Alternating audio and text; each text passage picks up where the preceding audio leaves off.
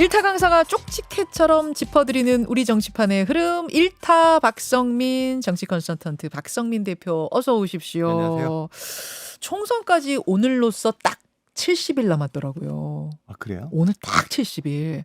그래서 제가 지금까지 현황을 한번 정리해봤어요. 그랬더니 예비 후보 등록자가 어제까지 1,300명 넘어섰고 평균 5.2대 1 경쟁률. 전체 선거구 가운데 가장 높은 경쟁률을 기록한 곳은 경기도 하남시입니다. 여러분, 하남시 19대 1. 그리고 현재까지 예비 후보 등록이 전혀 없는 지역구도 하나 있는데 경남 통영 고성군 지역구. 예. 통영 고성군 지역구는 후보 등록이 하나도 없어요. 왜 후보 등록이 하나도 없죠? 뭐 그 후보는 뭐 예비 후보 등록은 선거 본선 등록하고 다르니까 예. 현역은들이 좀 늦게 하죠. 현역은 정점식 의원 네, 지역구. 그분이 늦게 할 수도 있고 네. 그 지역은 뭐 가끔 이제 선거 때마다 이제 무투표 당선 지역이 나오잖아요. 나오죠. 그러니까 아주 그 한쪽 당이 강세적인 경우 이제 그런 경우가 있으니까 특별히 이상한 건 아니고. 아, 그럼 해보나 마나다 싶어서 후보 다른 경쟁자가 안 등장하는 예, 경우가 있는 야당도 거예요? 이제 그 도전 안 하고 뭐 이제 그런 경우가 있는데 좀 예, 봐야 예. 될 거. 하남은 거기가 북구 예상 지역이거든요. 네. 이제 가불로 좀 인구가 늘어났기 때문에. 군구. 예, 근데 지금 그걸 획정을 아직까지 지금 최종적으로 못 하고 있기 때문에 그렇죠. 일단 하남으로 등록을 했지만 사실은 이제 그 갑과 을로 좀 나눠서 봐야 됩니다. 아, 나눠질 걸 예상하고 예, 19명이 일단 예, 등록. 그렇게 한 거죠. 와, 진짜 많긴 많네요. 여기도 예비후보 19명. 자, 총선 D-70 변수들을 오늘 한번 같이 짚어보려고 해요. 총선의 변수 3가지를 꼽아주신다고요. 그걸 뭐 변수라고 얘기해야 될지 모르지만 관전 포인트 정도로 관전 얘기하는 게 포인트. 예, 그게 맞을 것 같고. 첫 번째, 네, 첫 번째는 일단 그 최근에 이제 윤한 갈등 뭐 이런 게 아주 뜨겁지 않았습니까? 이제 예. 그런 건데 저는 역시 그게 이제 공천 문제라고 좀 봤지만 하여튼 지난 주말을 기점으로 확실히 그 공천의 주도권이 한동훈 위원장 쪽으로 급속히 이동하는 거 그런 걸 좀 느끼고 있습니다. 그래서 그 전에는 어쨌든 대통령실이 이를테면 이제 친윤 마지막 남은 친윤 핵심이 이철규 의원을 네. 중심으로 그분이 이제 사무총장도 하다가 네. 강서구청장 선거 이후에 물러났다가 네. 인재영 위원장 들어와서 공관위원까지 가서 상당히 그분이 그 한 것으로 알려져 있는데 한동훈 비대위원장이 그동안에 이게 짜놓은 그걸 이제 동의하지 않은 거죠. 그래서 좀 새롭게 좀 짜는 것 같고 한동훈 위원장은 공천은 당연히 하는 거다 분명히 했고 좀 전에 나왔던 윤희숙 의원 전 의원이죠. 네. 중성동구에 간다. 그 이제 뭐 원희룡 김경률 얘기 나올 때도 그 사천 아니냐 이런 얘기 했지만 보란 듯이 더 한 거예요. 아, 제가 그 질문 드리려고 그랬어요. 보란 듯이 하는 거예요. 보란 듯이 하면서 나는 분명하게 내가 특정인을 소개하는 거는 이번 선거의 그 컨셉 일종의 이제 프레임이죠. 그걸 분명히 하려고 하는 거다. 그걸 이제 시대정신이라는 아주 고상한 말로 했지만 선거 전략적 차원에서 보면 우리 프레임이 뭔지, 우리 컨셉이 뭔지를 분명히 하려고 하는 거다. 그거는 본인이 원래 그 비대위원장 수락할 때 586 운동권 청산을 들고 나왔거든요. 네네. 이제 그거를 이제 실행하는 거고 사실 그거는 동부벨트 3인방이라고 있습니다. 강동을의 이재영, 어허. 그다음에 중랑을의 그 이승환, 그리고 저 도봉의 그 김재섭 예. 이 세 분이 예. 586 운동권 청산을 얘기하면서 예. 이를테면 이제 그 세 명이 다 이제 상대가 다 운동권 출신 아닙니까?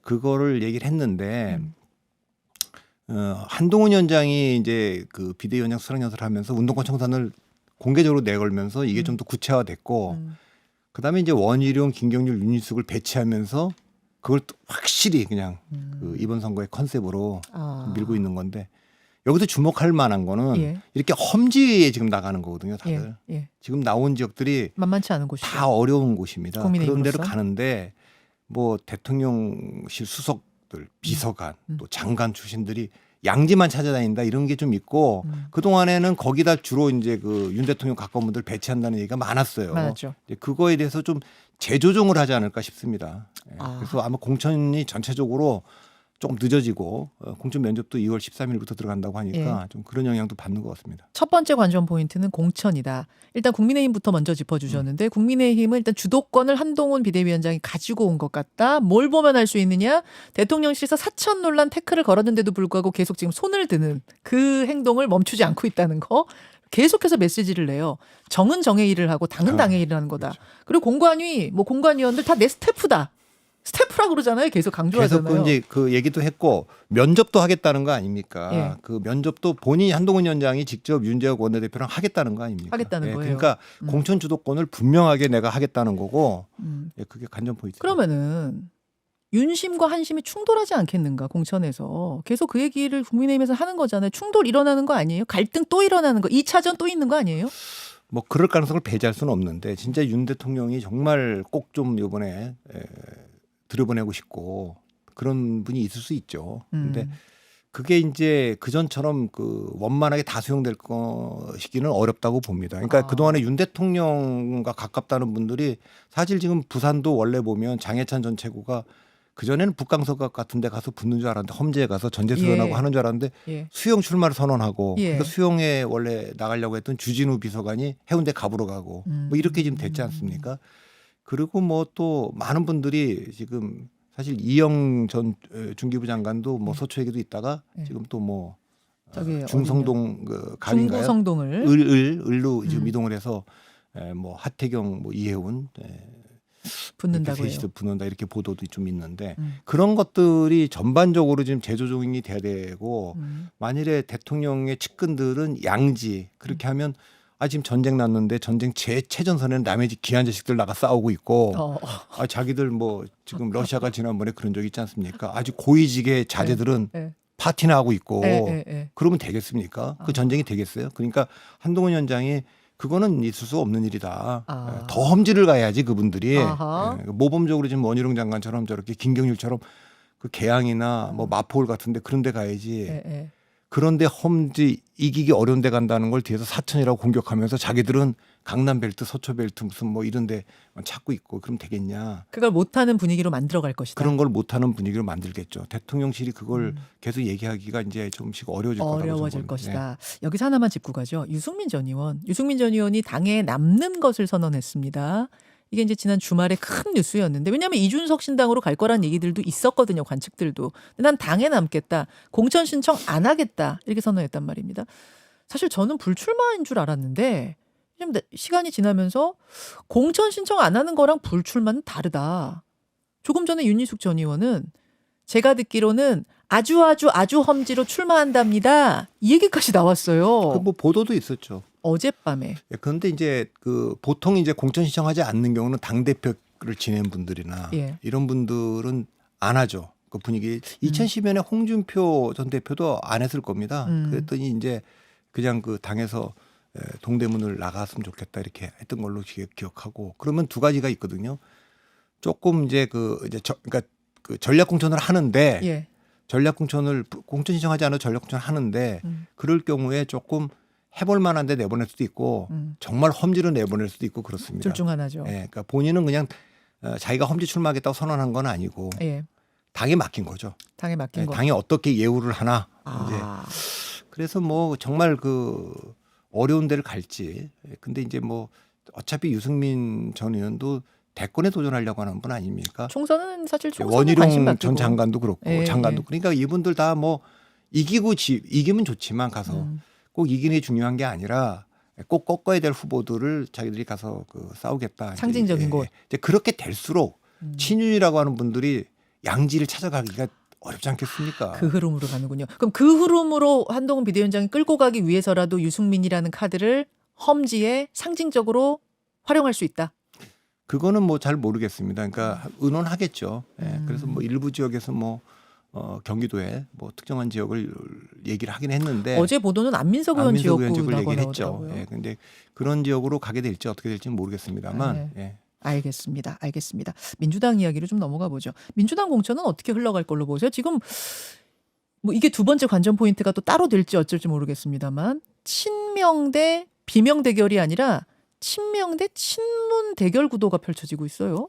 그러니까 제가 이제 계속 그 일관되게 말씀드린 것이 윤석열 대통령과 이재명 대표는 일관되게 윤석열당 이재명당 만들려고 하는 게 분명한데 일단 국민의힘은 그 윤석열당으로 가는 게 이제 제동이 확실히 걸린 겁니다. 그건 이제 안 될 일인데 해오다가 이제는 한동훈당으로 이제 가게 생겼으니까 조금 이제 그 선거 전략에서도 민주당이 좀 곤혹스럽게 된 것이 좀 있고요. 민주당은 이걸 계속 하는데 일부 이제 비명계가 나갔어요. 원칙과 상식 네. 세 분 나갔고 이낙연 전 대표 나갔고 네. 일부 탈당을 했는데 이제 그러고 나니까 이제 친명 대 친문 싸움이 된 거죠.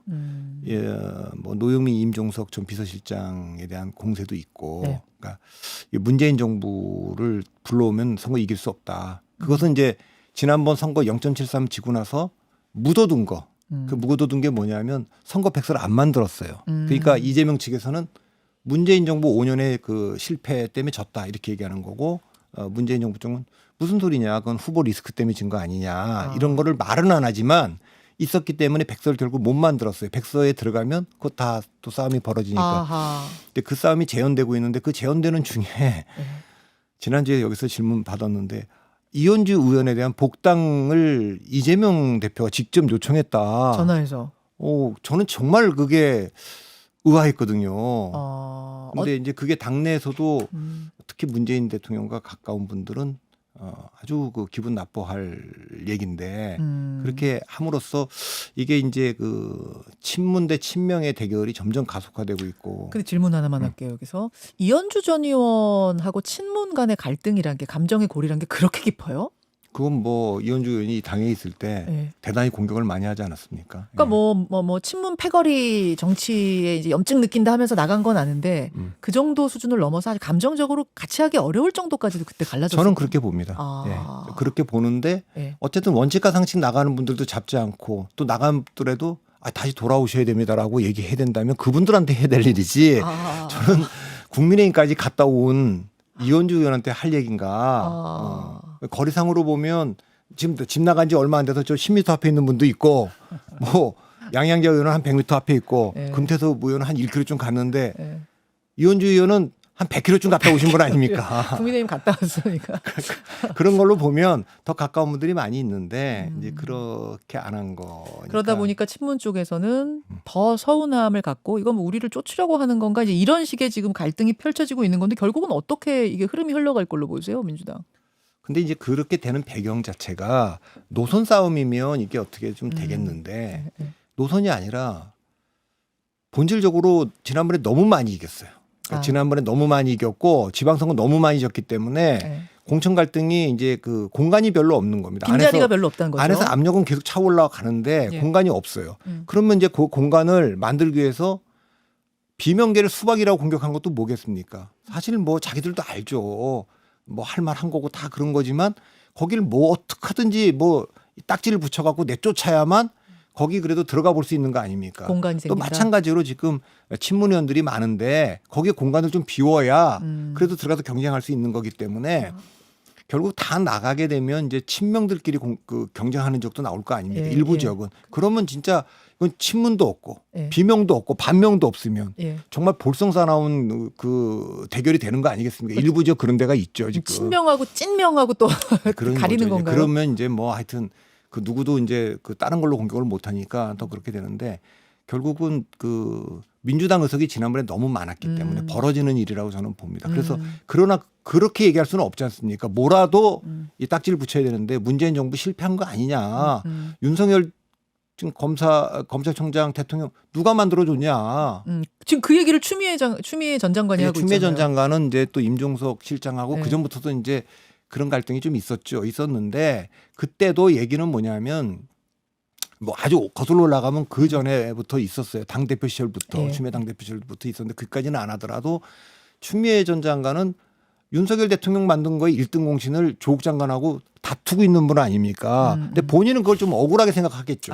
왜 나냐? 그 레터가 계속 그 딱지가 붙어 그 있는 게. 임종석이다 이런 거예요? 그렇죠. 그건 처음부터 그럼 누가 중앙지검장 검찰총장 만들었냐? 누가 추천했냐? 네, 이제 그런 얘기로까지 가는 거니까 서로 이제 그걸로 이제 벗어나고 싶은 거겠죠. 단순한 문제는 아니네요. 구조적으로 지난 총선에서 워낙 많은 의석을 차지하면서 별로 움직일 수 있는 공간 자체가 없다는 요런 한계들이 좀 있다는 건데 그나저나 지금 선거제를 병립형으로 갈지 연동형으로 갈지 뭐 권역형 뭐 비례로 갈지 이게 정해야 되지 않습니까? 이재명 대표의 고민이 깊을 것 같습니다. 왜 이렇게 이게 결론이 안 나죠? 그 결론은 내려져 있는 것 같은데 제가 보기에는 아, 이제 그래요? 그거를 이제 어떤 명분을 찾아서 얘기하느냐 이제 그거일 것 같은데 뭘로 알고 계세요? 뭐라고 느낌이 옵니까? 저는 그냥 권역별 병리평으로 느끼고는 있습니다. 아, 병리평으로 돌아가되 그 권역별이란 걸 권역별 정도 넣어서 붙여서라도 가야 무슨 음. 그래도 명분이 있으니까. 근데 뭐 제가 워낙 이런 거 잘 못 맞추는 걸로 유명한 사람이니까 또 틀릴 수 감안하고 있겠습니다. 볼게요. 근데 이제 그렇게 보는 근거는 또 제가 얘기를 해야 되니까 예. 정답은 틀려도 풀이 과정이라도 맞아야 될 거 아닙니까? 풀이도 중요하죠. 풀이가 왜 중요하죠. 그렇게 예. 보세요? 왜? 일단 쭉 제가 보면 대선 패배 이후에 그 이재명 대표는 무리하게 국회의원 배지를 달았거든요. 당 대표도 그렇게 했고 이례적인데 그러니까 지금은 지역구 거기 나간다고 얘기를 계속 하고 있는데 네.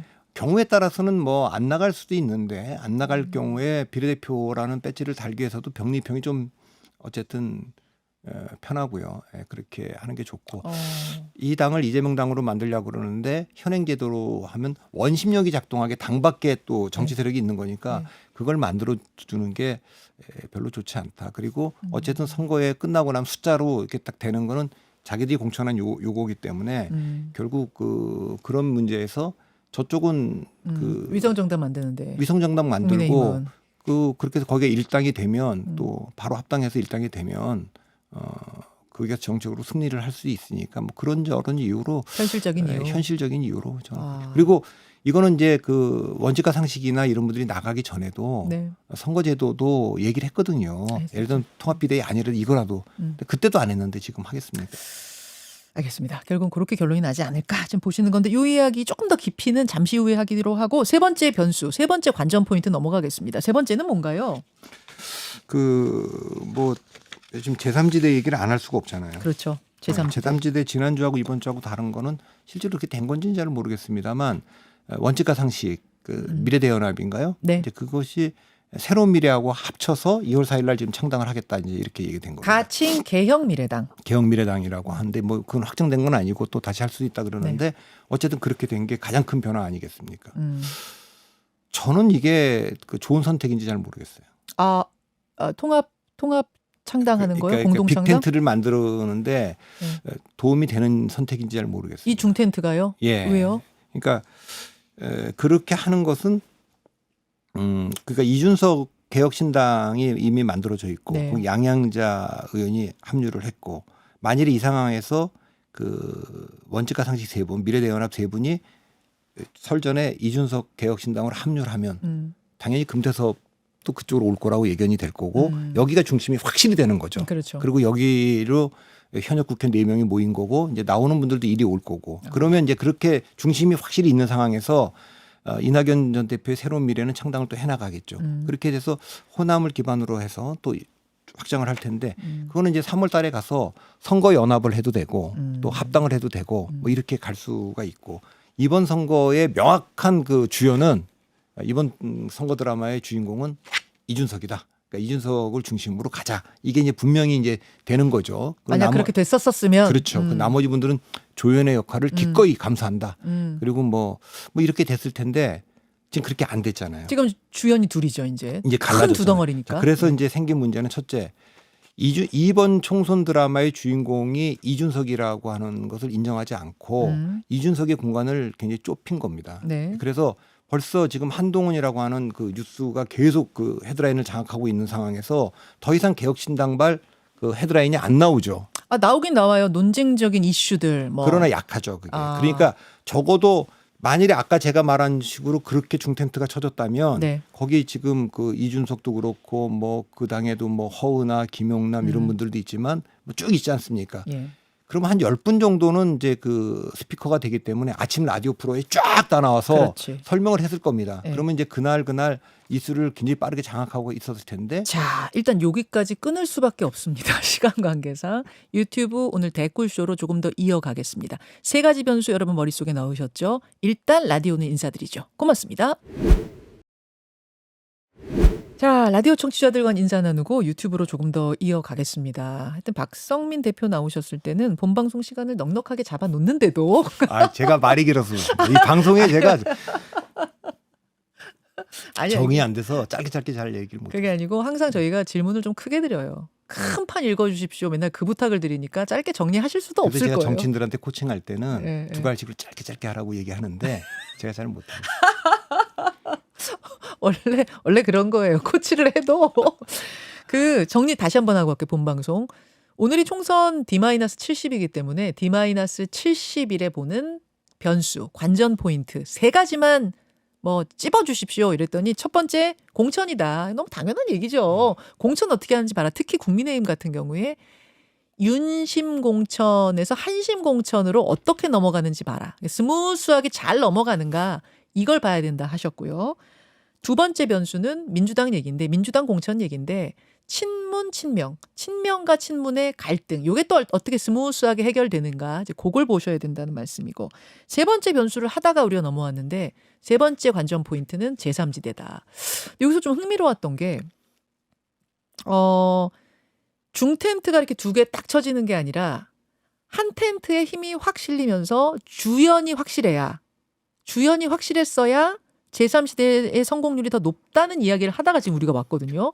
근데 이준석 대표가 뭐 주연이어야 된다고 보시는 거예요? 뭐 좋아서 그러시는 거예요? 아니면 그런 건 좋다 싫다 전혀 제가 좋아하는 그 하고 상관없이 상관없이 제가 뭐 이런 얘기하면은 뭐 조금만 한마디 하면은 네. 내가 뭐 갑자기 준석 파파가 되고 이러는데 그런 거 아니고 그런 거 아니고 그러니까 제가 보는 이번 선거의 주인공은 네. 어쨌든 그 지난번에 제가 대만의 그 민중당 얘기도 했지만 제3당이 되려면 지금 유동성이 많은 그 사실 식당을 할 때 최근에는 이제 보신탕도 이제 그 법으로 나오고 막 그랬는데 단골 손님이 있겠지만 계속 줄 거 아닙니까? 줄어들겠죠. 그러면 어디 가서 장사해야 되는 거예요? 유동인구 많은 데 가서 장사를 해야 될 거 아닙니까? 특히 젊은 층들이 많이 오는 그럼 거기에 맞는 식단을 갖고 해야죠. 근데 그런 면에서 이번에 지금 유동성이 지금 최근에 2030에 제일 많기 때문에 그 2030이 계속 캐스팅 보트를 하고 있기 때문에 여기에 지금 어필할 수 있는 이준석이 주인공일 수밖에 없다. 아, 잠깐 다시 오해가 없게 정리하자면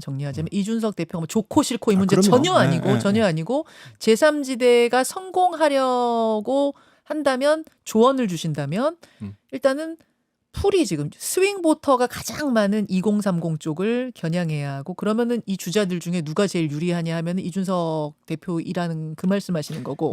제가 이제 2016년도 또 반대 그땐 주인공이 안철수 아닙니까? 근데 1차 동력이 호남에서 붙었어요. 그다음에 2차 동력이 유승민 그 새누리당에서 공천 배제하면서 중도 보수가 이탈해서 2차 동력이 붙었고 마지막에 2030이 붙었어요. 이번엔 거꾸로 갈 겁니다. 1차 동력이 2030이고 2차가 이제 중도고 3차가 호남일 거예요. 그렇기 때문에 1차는 그 2030을 중심으로 그 이준석 개혁신당이 불을 붙이고 두 번째는 원칙과 상칙 같은 분들이 금태섭 양양자 합류하면서 중도표를 가져오고 세 번째는 이제 이낙연 대표가 합류하면서 호남에 오는 가져오고. 그게 1차 동력, 2차 동력, 3차 동력이 다 붙어야 되는데 지금 1차 동력이 불이 붙다가 그냥 찬물을 끼얹은 격이에요. 그러니까 거기도 가라앉고 제3당이 되려면요. 그 국민의당은 2016년 2월 2일 날 창당을 했습니다. 그러니까 그 전까지 뉴스를 엄청나게 점했어요. 누가 들어왔다.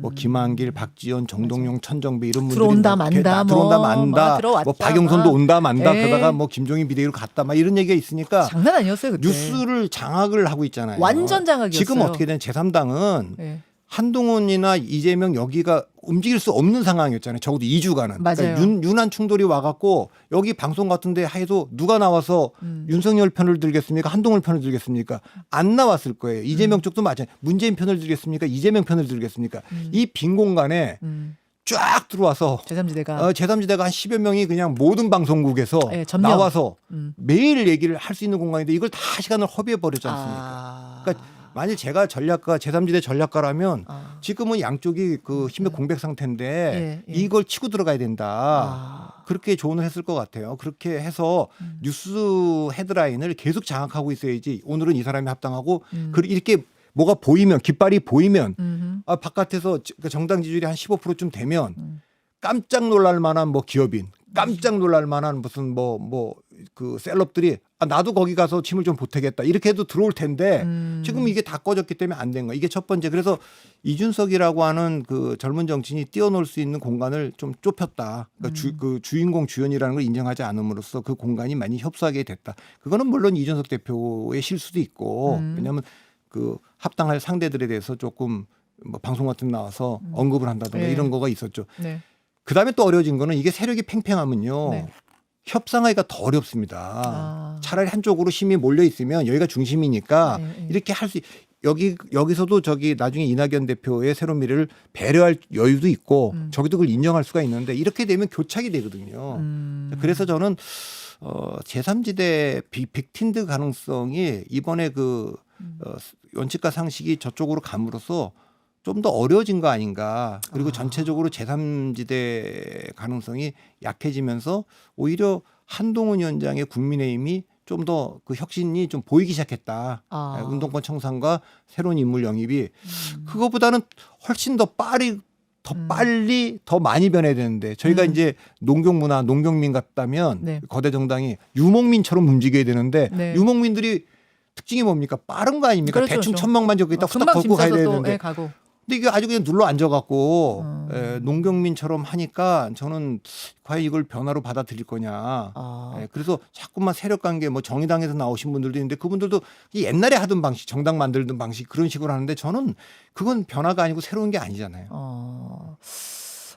그렇게 보시는군요. 그래서 지금 중텐트 2개가 쳐지면서 빅텐트 가능성과는 더 좀 그러니까 멀어져 버렸다. 이게 어려졌다 이렇게 얘기하는 수는 없지만 전보다는 가능성이 좀 더 낮아져서 결국은 양당이 혁신을 하고 그렇게 되면 사람들이 양당을 먼저 쳐다보게 되는 그러니까 제3당이 무슨 이끌어낼 만한 그렇게 되면 지금 저기 이낙연 대표하고 원칙과 상식은 그냥 민주당 탈당파들 모임이 된 거 아닙니까? 비주류처럼. 스스로 좁혀버렸다면. 좁혀버린 그래서 이분들이 공동창당, 그러니까 지금 가칭 개혁미래당으로 공동창당 하느냐 마느냐 문제를 놓고 그 안에서도 굉장히 설전이 벌어졌대요. 갑론을박이 굉장히 오래 이어졌대. 이렇게 가면 안 된다. 이게 먼저 합칠 게 아니라 개혁신당하고 먼저 합친 다음에 그 다음을 모색해야 빅텐트가 된다라는 파와 아니 지금 개혁신당하고 이 합당이 녹록지 않다면 일단은 되는 쪽하고라도 먼저 뭉쳐야지 이런 이제 논쟁이 아주 며칠간 이어지다가 결국은 미래 대 미래라도 먼저 합치자 중텐트라도 치자 쪽으로 간 것 같더라고요 결론이. 그러니까 안에서도 저한테 진통이 물어봤으면 네.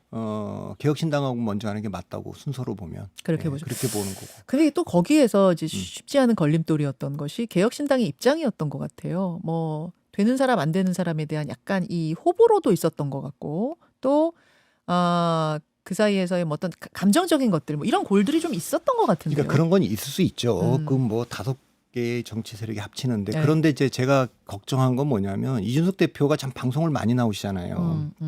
그래서 제가 이 방송에서 얘기했는지 모르겠습니다만 어느 방송에서는 얘기했는데 제가 이문세하고 탁재훈을 비교하면서 이문세하고 탁재훈 씨하고 왜요? 이 방송에서 여기서 안 얘기 하셨어요. 딴 데서 했나 보다. 그러면 이문세라는 가수가 유명한 가수고 뮤지션으로 인정받는데 그분이 아주 재밌는 분이라 말도 참 재밌게 잘하고 잘하죠. 그래서 이제 라디오 DJ도 오래 방송에서 했고 코미디 프로에 나가서도 코미디보다 더 웃기는 분인데 맞아요. 본인이 그걸 딱 자제를 하기 때문에 뮤지션의 정체성을 잃지 않았고 지금도 이문세 그럼 뮤지션이지 예능인은 아니잖아요.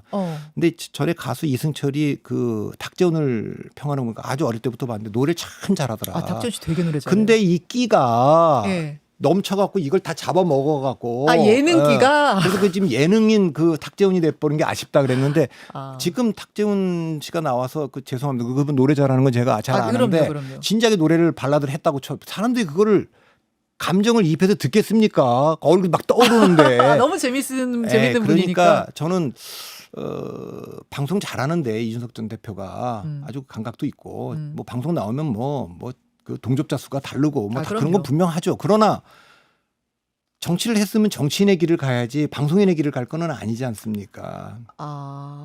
저도 개인적으로는 뭐 정체성이 정치 컨설턴트지 방송인은 아니거든요. 제가 하는 일을 주로 이제 제가 정적으로 하는 일이 3가지인데 정치 칼럼니스트하고 정치 분석가하고 정치 컨설턴트인데 그 중에 당신 정체성이 뭐냐면 전 정치 컨설턴트거든요. 그다음에 정치 칼럼니스트고 제일 이렇게 약한 게 이 정치 분석가로서 하는 겁니다. 그런 건데 그런 면에서 이준석 대표가 조금 방송을 많이 나오다 보니까 뭐 평론가처럼 뭐 평론하는 경우가 많이 있지 않습니까? 사실은 평론도 이제 잘 하다 보니까 탁재훈 씨가 끼가 넘치듯이 그쪽으로 약간 지금 자제해야 될 때라고 보시는 거예요, 그러면은? 예, 그러니까 뭐 예를 들면 이낙연 전 대표의 출마 지역도 뭐 언급을 한다든가 뭐 개항으로 나가 그런 거는 사실은 조금 예의는 아니잖아요. 그러니까 그런 점들이 좀 어렵게는 만들었지만 그러나 그런 걸 다 떠나서 이 원칙과 상식에 있는 세 분도 미래대연합이죠. 그분들도 보면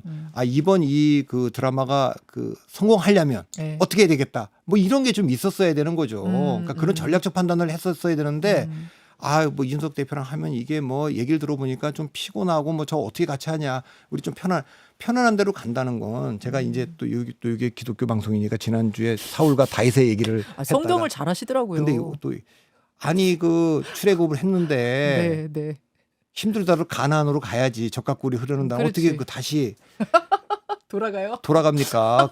아무리 거기는 뭐 먹을 것도 있고 잠잘 것도 있고 하더라도 그래도 나왔으면 힘들더라도 강야를 건너서 건너야지. 가나안으로 가야지. 그런 아쉬움이 있죠. 그러니까 그 안에서는 치열하게 논쟁했는지 모르지만 바깥에서 보면 그 민주당 탈당파들 모임인데 그냥 안착한 느낌이 들어버린다. 예. 그 그러면 말씀이시에요. 그분들한테 새로운 얘기를 들을 게 뭐가 있지? 그러니까 이분들은 빅텐트가 최종 목표고 빅텐트 가기 전에 잠깐 들르는 집으로 생각하고 있을 거예요. 이 중텐트로 끝난다는 생각은 아무도 안 할 거예요, 거기에. 이제 그렇기 때문에 빅텐트 가능성은 있는데 여전히 이대로 안 되니까 그래서 개혁미래당이라는 이름도 썼을지 모르겠어요. 근데 제 눈에는 뭐 제가 잘못 볼 수 있습니다. 더 어렵게 만든 게 아닌가. 그래서 이거를 세력을 좀 불려서 그 이준석 대표를 조금 이렇게 좀 길들이고 그러면 저는 더 안 할 것 같아요. 더 안 할 이준석 것 대표. 같아요. 그렇군요.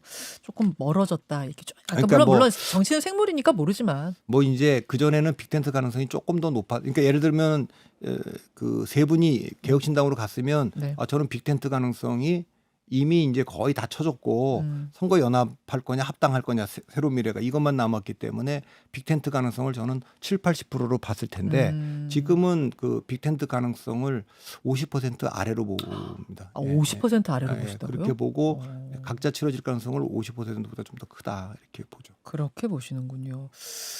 이건 조금 다른 얘기일 수도 있고 뭐 연결이 될 수도 있겠습니다만은 이준석 대표가 최근에 쏟아내는 그 정책 이슈들, 공약들이 굉장히 논쟁적이에요. 하나는 노인들의 그 지하철 무임승차 폐지였고 하나는 경찰이나 소방관 하려면 여자도 군대 갔다 와야 된다. 이것도 굉장히 논쟁적인 이슈인데 이런 것들을 던지는 것에도 이유가 있는 겁니까? 아니 그러니까 저는 제가 이제 제3당 특히 이준석 대표가 그 주인공이 돼야 된다고 얘기하는 것이 바로 그런 점입니다. 그러니까 우리 테이블 밑에 있는 그 수많은 이슈들 끄집어서 다 테이블 위로 다 올려야 된다고 저는 보는데 기성 정치권은 저기 이제 이낙연 대표나 뭐 원칙과 상식 그런 게 안 되죠. 그러니까 그 한동훈 비대위원장이 꺼낼 수 있는 것보다 더 담대한 어젠다를 꺼내야지. 근데 꺼내가지고 막 갑론을박이 붙고 막 갈라치기 하느냐 혐오 정치냐 이런 얘기가 나오더라도 저는 아주 구태스럽다고 봐요. 그러니까 제가 동의한다는 게 아니라 예를 들면은 지금 그 인구가 줄어서 병력 자원이 주는데 4개 직역에 한해서는 4개 직역이라고 하는 건 다 그 육체적인 것도 필요한 거 아닙니까? 이미 그런 데는 군대를 갔다 온 분들한테 뭐 하도록 하자라고 하는 거는 그게 동의한다는 뜻이 아니라 논쟁할 수 있다는 겁니다. 그러니까 65세 이상의 그 무임승차 관련된 것도 논쟁할 수 있다는 겁니다. 논쟁의 여지가 있다. 다 있죠. 그러니까 그거는 그렇게 얘기가 하면 얘기를 꺼냈는데 이게 무슨 뭐 노인을 혐오하는 거다 막 그렇게 그 나와서 윽박 여기도 한번 했다면서요. 그래서 막 윽박지르진 않고 토론했어요. 노인 회장님하고 그러니까 얼마나 이준석 좋습니까? 대표하고. 그 토론하는 게 그렇게 맞아요. 하고. 그러니까 새로운 세대가 새로운 어젠다를 테이블 위에 다 올리면 그것이 이제 그 2030 유권자들한테 당장 되지는 않더라도 맞아 나도 그렇게 생각하고 있었던 측면이 좀 있어. 이런 것들에 대한 관심을 좀 끌 텐데 그러지 않으면 제3지대가 도대체 뭘로 관심을 끌겠어요. 그런 전략이구나. 그러니까 그게 동의하든 동의 안 하든 그런 이야기들이 물밑에서 있다면 그걸 수면 위로 올려서 이슈를 환기시키고 논쟁의 장을 연다. 기존 정치권에서 한 번도 나오지 않았던 이야기를 꺼낸다. 뭐 이런 느낌? 제가 걱정하는 건 이겁니다. 이준석 대표 정도를 빼고 이낙연 대표나 또 원칙과 상식에 있는 분들 또 뭐 이분들이 되게 586 세대예요. 그래서 지금 한동훈 위원장이 586 청산하자고 하는데 이 운동권 나온 분들이 장소만 옮겼지 옛날에 그 갖고 있던 그 세계관을 못 벗어나거든요. 아, 물론 그분들이 다 운동했던 분들은 아니에요. 대개는 아니지만 네, 네, 네. 그 지금 원지가 상식에서도 보면 네. 이제 김종민, 이현욱 이런 분들은 대표적이고 이제 조홍천 의원이 좀 결이 좀 다르고 네, 뭐 네. 이럴 거 아닙니까? 그렇죠, 그래서 저는 뭐 거기 또 합류해 있던 정태근, 박원석 이런 분들 다 그렇잖아요. 그러면 이런 분들은 지금 그 청산 대상이 되어 있는 양당의 586 운동권과 뭐가 인식이 다르냐? 그거는 좀 합리적인 정치를 하고 뭐 그런 정도지 새로운 세계를 미래를 만드는 그 인식은 있느냐 이런 질문들이 있을 수 있기 때문에 저는 제3당이 이 국면에서 좀 성공하려고 그랬으면 시장 예상을 뛰어넘는 담대한 뭐가 어젠다가 나와야 되는데 그거 다시 돌아가 버린 것 같아서 그걸로 될까라는 회의감이 좀 들었다는 제 개인의 감상입니다. 알겠습니다. 변수 3가지 정리해 주셨어요. 마지막이 이제 제3지대 이야기였는데 아까 본방송에서 시간이 없어서 조금 지나온 것들 중에 민주당 공천 얘기요. 민주당 공천 얘기. 그리고 이제 민주당의 지금 이제 선거제를 놓고 뭐 결정 못 하고 있는 부분들. 사실 민주당의 고민이 클 것 같아요. 아까 말씀하셨다시피 일단 공간이 별로 없다는 거. 다 현역들이 워낙 자리를 다 차지하고 있기 때문에 빈자리가 별로 없다는 근원적인 문제가 하나 있고 거기다가 여기는 한동훈 비대위원장으로 어쨌든 간판이 바뀌면서 뭔가 막 뭐 되든 안 되든 새로운 걸 막 던져보려고 하고 이러는데 공간이 또 지난번에 너무 많이 잡고 공간도 너무 너무 많고 널널하고 근데 민주당은 일단 이재명 대표 체제가 굳건하고 안정적이라는 게 좋은 점도 있지만 이게 혁신의 이미지를 주기가 쉽지 않다는 거 이런 좀 근원적인 고민들이 있어요. 그러니까 지금 민주당은 저는 뭘로 낙관하고 있는지를 모르겠어요. 그러니까 정권 심판론이라고 하는 것은 윤석열 대통령 얼굴로 이 선거를 치르고 예. 윤석열 당으로 만들 때 작동할 텐데 지금 비키고 있잖아요. 그러니까 원해서 비키는 건지 밀려나는 비킨다.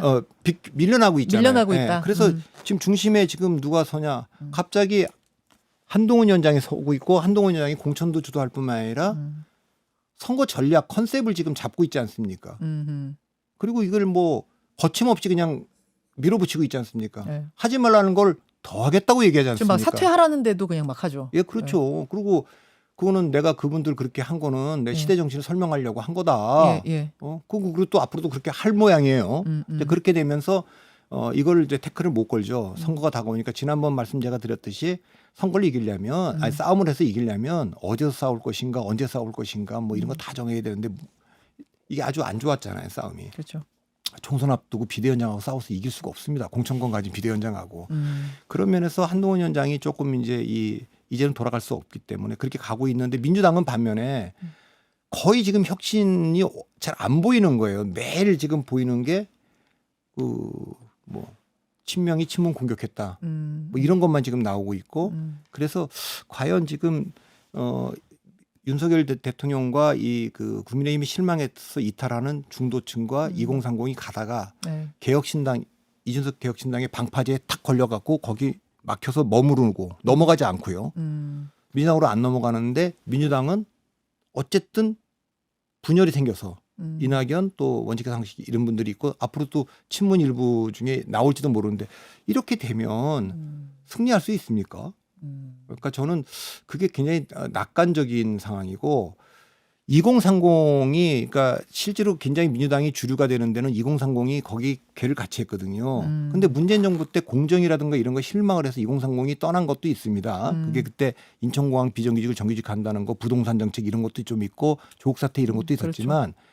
국제 정치 미중 패권 전쟁이 되면서 중국이 대만을 위협하고 북한이 대한민국을 위협하는 상황에 대해서 일본에 대해서 또 굉장히 그 적대적인 정책을 쓰고 그랬는데 그거에 대해서 2030이 동의를 잘 안 하지 않습니까? 중국과 북한에서 가장 비판적인 그 세대인데 이 세대가 공정보다는 자유를 더 원하는데 그것도 개인의 자유를 노동 정책도 민노총 한노총 중심의 그 연공제보다는 성과제로 가자고 얘기하는 세대인데 그러면 저는 민주당 그다음에 지금 뭐 서민들하고 복지 잠깐 얘기하는데 지금은 삼성전자도 반도체 패권을 유지할 수 있는지도 지금 모르고 미국, 일본, 대만을 넘어갈지도 모르는 상황 아닙니까? 그래서 국가 주도의 산업 정책이 지금 다시 부활하고 있는 상황인데 민주당이 그 구노선에 그대로 머물러 있다는 거예요. 그렇게 되면 저는 20대 30대 다른 거는 모르겠지만 20대 30대는 중도층이 민주당을 국가 경영을 맡길 거냐 이거에 대한 생각을 할 텐데 분호선을 폐기를 못한 거는 백서를 안 만들었잖아요. 그러니까 그 백서를 만들면서 지금 미중 패권 전쟁이 오고 있고 전체적으로 국제 정치 때문에 일부가 윤석열을 선택하는데 그런 게 있었다. 이걸 어떻게 대응할 거냐? 우린 북한하고 어떻게 대응할 거냐? 중국과 어떻게 할 거냐? 일본과의 관계를 어떻게 할 거고 미국과의 관계를 어떻게 할 거냐? 노동개혁이라든가 연금개혁 이런 걸 어떻게 할 거냐? 이런 논쟁이 없잖아요. 그 안에 지금.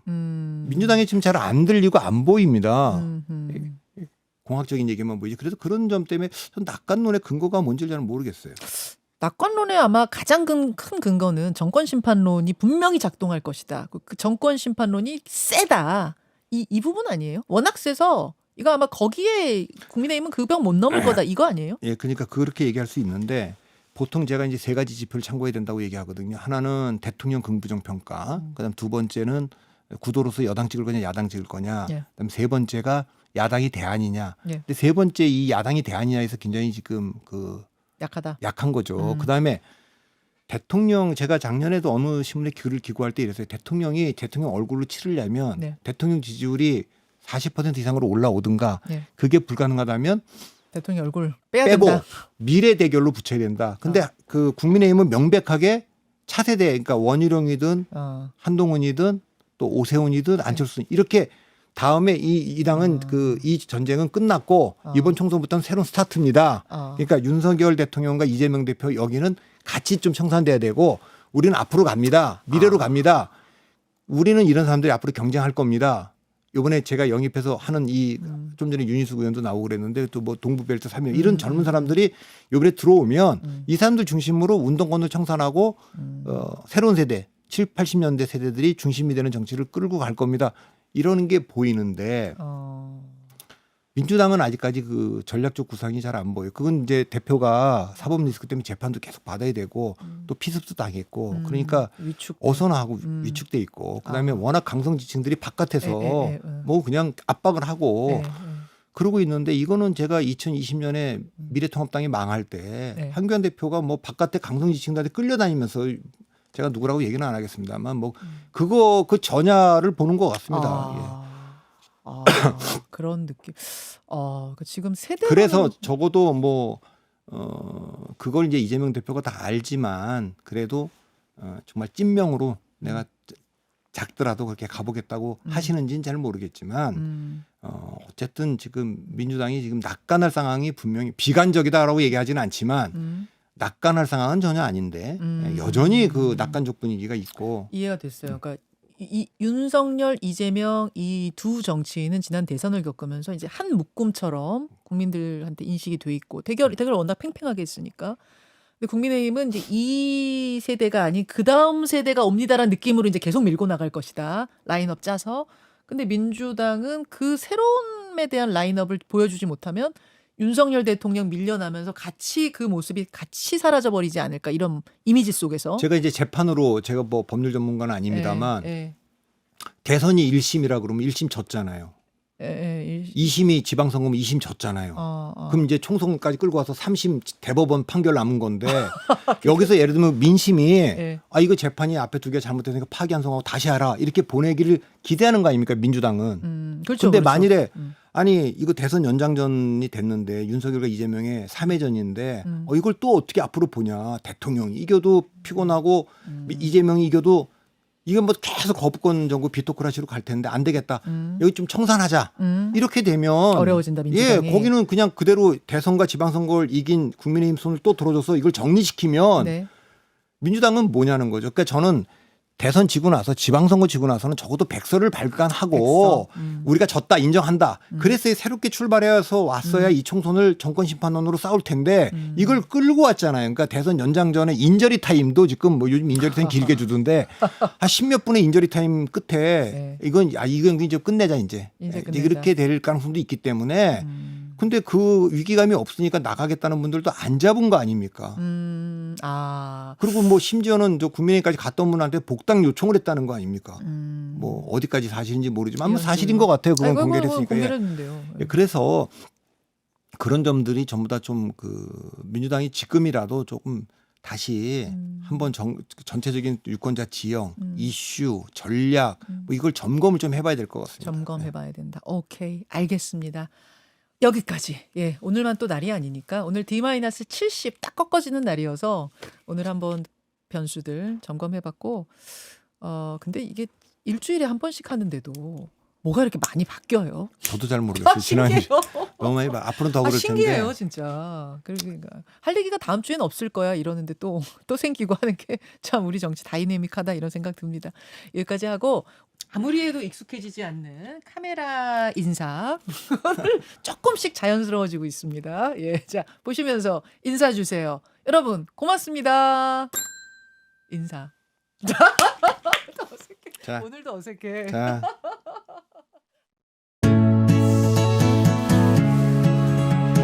김현정의 뉴스쇼는 시청자 여러분의 참여를 기다립니다. 구독과 좋아요, 댓글 잊지 않으셨죠? 알림 설정을 해두시면 평일 아침 7시 20분 실시간 라이브도 참여하실 수 있습니다.